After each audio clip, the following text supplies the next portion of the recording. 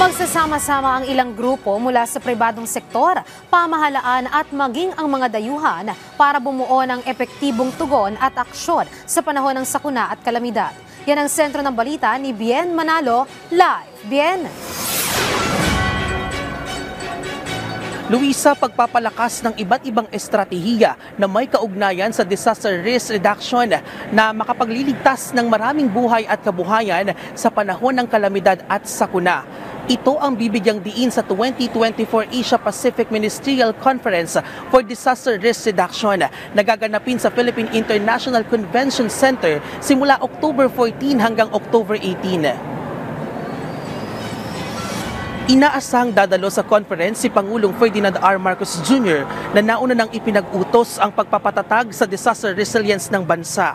Ito ang unang pagkakataon na magiging host country ang Pilipinas ng APMCDRR. Magsasama-sama rito ang international, national and civil society organizations, private sector, science, academe at stakeholders groups. Ang APMCDRR ang main platform sa Asia and the Pacific region para i-monitor, i-review at paigtingin pa ang kooperasyon para sa implementasyon ng Sendai Framework for Disaster Risk Reduction 2015 to 2030 sa regional level. Magbibigay din ito ng mahahalagang oportunidad para ma-review ang risk reduction efforts, maibahagi ang innovative solutions at makagawa ng actionable commitments para maiangat ang disaster risk reduction pagsapit ng 2030, lalo't higit sa mga bansa na kabilang sa mga itinuturing na disaster-prone region.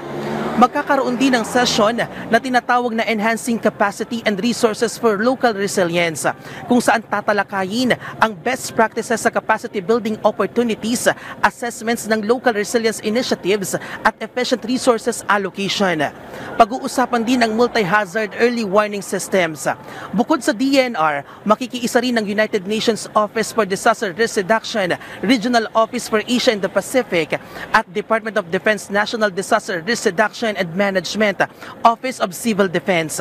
Mahigit 4,000 delegado mula sa halos 70 bansa na kasali sa United Nations Office for Disaster Risk Reduction ang inaasahang lalahok sa conference. Dahil dito, pinaigting pa ng Manila Police District ang seguridad at kaayusan sa lugar.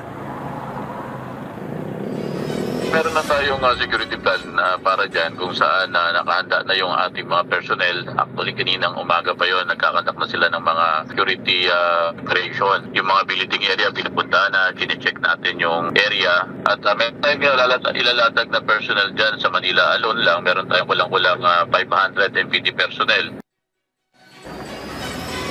Luisa, bilang pagbibigay daan naman sa conference ay kinansila na ang pasok sa lahat ng tanggapan ng gobyerno at klase sa lahat ng antas sa Manila at Pasay City simula October 14 hanggang October 15. Nagpatupad na rin ng stop and go scheme ang MMDA sa lahat ng rutang dadaanan ng mga delegado simula sa airport hanggang sa mga hotel sa Makati, Pasay at Manila. At pansamantala na rin isasarado sa mga motorista ang kahabaan naman ng Magdalena Halandoni Street sa CCP Complex.